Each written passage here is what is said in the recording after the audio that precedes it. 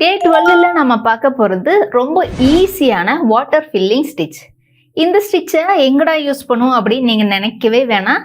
சுடியோட yoke பார்ட்டாக இருந்தாலும் சரி, ஸ்லீவாக இருந்தாலும் சரி, ப்ளவுஸோட பேக் பார்ட்டுக்கும் சரி, இந்த வாட்டர் ஃபில்லிங் ஸ்டிச்சை நீட்டாக ஸ்டிச் பண்ண முடியும். ரொம்ப ஈஸியான ஸ்டிச். அமீபா மாதிரி கேர்வாக செயின் ஸ்டிச்சை போட்டுட்டு போவீங்க. டே 12ல நம்ம பார்க்க போகிறது வாட்டர் ஃபில்லிங் ஸ்டிச்.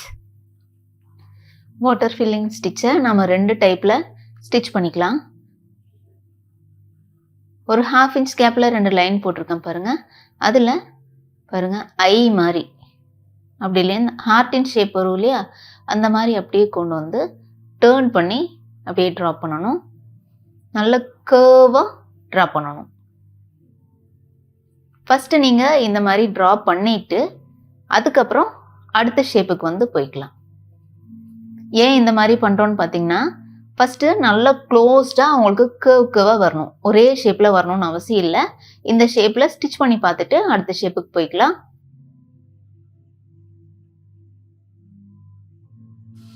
இப்போது இந்த ஷேப்பில் ட்ரா பண்ணுற பார்த்தீங்களா, இதே மாதிரி செயின் ஸ்டிச் போட்டுக்கலாம். ஓகே, இது ஃபுல்லாக இப்படி தான் இருக்கணும்னு அவசியம் இல்லை. இப்போ நீங்கள் ஒரு யூ நெக் மாதிரி ட்ரா பண்ணுறீங்கன்னா அதில் எங்கேயுமே வந்து ஃபினிஷ் பண்ணக்கூடாது. அதாவது ஸ்டார்டிங்கில் நீங்கள் ஸ்டிச் பண்ண ஆரம்பிக்கிறீங்கன்னா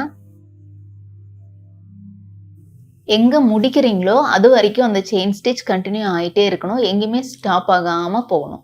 இப்போ பென்சிலில் நீங்கள் ட்ரா பண்ணும்போதும் இந்த ஷேப்பில் தான் வரணும்னு இல்லை. நல்ல கேர்வாக ரவுண்டாக அப்படியே ஸ்டிச் பண்ணி ட்ரா பண்ணி நீட்டாக கொண்டு வந்து ஒரு சைடில் இருந்து ஆரம்பித்து அந்த போர்ஷன் ஃபுல்லாக கம்ப்ளீட் பண்ணிவிட்டு எந்த சைடில் கொண்டு கம்ப்ளீட் பண்ணுறீங்களோ அங்கே தான் போய் ஸ்டாப் ஆகணும். ஏன்னா செயின் ஸ்டிச் போடும்போது உங்களுக்கு அதே மாதிரி தான், எங்கேயுமே ஸ்டாப் ஆகக்கூடாது. அங்கிருந்து அப்படியே ஃபுல்லாக கம்ப்ளீட் பண்ணனதுக்கு அப்புறம் தான் ஃபினிஷ் பண்ணணும். எங்கேயும் கட் ஆகாமல் ஸ்டிச் பண்ணணும். இப்போ ஃபஸ்ட்டு ஷேப்பில் ஸ்டிச் பண்ணலாம். நல்ல கேர்வாக ட்ரா பண்ணிக்கோங்க. ஸ்ட்ரைட்டாக கூட வரணும்னு அவசியம் இல்லை. இந்த மாதிரி நல்ல கேர்வாக ட்ரா பண்ணிவிட்டு செயின் ஸ்டிச் மட்டும்தான் போடுவோம். இதில் வேறு எந்த டிஃபிகல்ட்டான ஒர்க்குமே கிடையாது.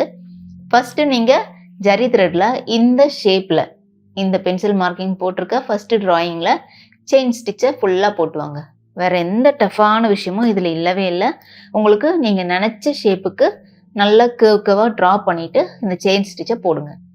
நம்ம சுடியோட யோக் பார்ட்லேயும் சரி, ஸ்லீவ் ஃபுல்லாக ஃபில் பண்ணுறது, நெக்கு ஷேப்பில் ட்ரா பண்ணும்போது ஃபில் பண்ணுற மாதிரி டிசைன்ஸ் எல்லாம் போடணும் அப்படின்னா இது கூட நீங்கள் ஃபுல்லாகவே போட்டுட்டு அங்கங்கே பீட்ஸ் ஒர்க் கொடுத்தீங்கன்னா ரொம்ப நீட்டாக இருக்கும் பார்க்குறதுக்கு. ஸோ இந்த ஷேப்பில் நம்ம மொத்தமாக போடுறது வெறும் செயின் ஸ்டிச் மட்டும்தான். அந்த கார்னர் வரும்போது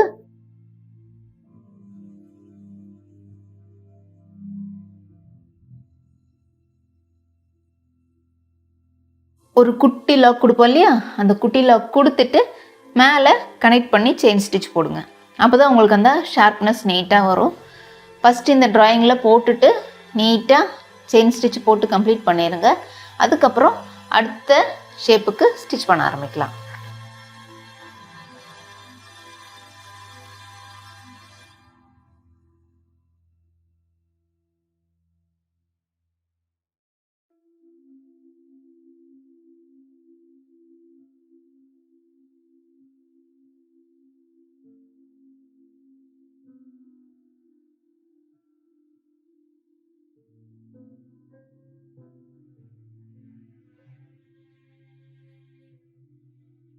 அடுத்தது நீங்கள் சில்க் த்ரெட்டில் ப்ராக்டிஸ் பண்ணுங்கள்.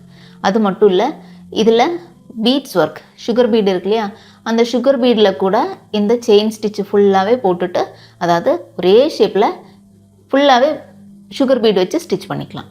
சரியா? ஜரிலையும் போட்டுக்கலாம், சில்க் த்ரெட்லேயும் போட்டுக்கலாம், மொத்தமாக சுகர் பீட்லேயும் இந்த ஸ்டிச் வந்து கொடுத்துக்கலாம். ஈக்குவலாக வரணும், ஒரே மாதிரி வரணுங்கிற அவசியமே இல்லை. எந்த நெக் பேட்டர்னாலும் போட்டுக்கலாம், ஸ்லீவுக்கு வேணாலும் போட்டுக்கலாம். நீட்டாக இருக்கும். கொஞ்சம் கேப் வந்து கம்மியாக வர மாதிரி ட்ரா பண்ணி ஸ்டிச் பண்ணுங்கள். நடுவில் எங்கேயுமே கட் ஆகாமல் ஒரு இடத்துல ஸ்டார்ட் பண்ணி ஃபுல்லாக கம்ப்ளீட்டாக ட்ரா பண்ணதுக்கப்புறம் கடைசியில் போய் ஃபினிஷ் பண்ணுங்கள். ஸ்டிச்சிங்கும் அதே மாதிரி தான்.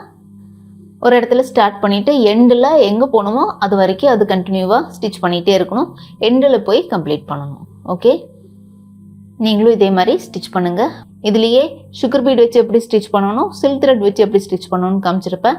மறக்காமல் அந்த வீடியோஸை நிறைய டைம் பார்த்துட்டு நீங்களும் ப்ராக்டிஸ் பண்ணுங்கள்.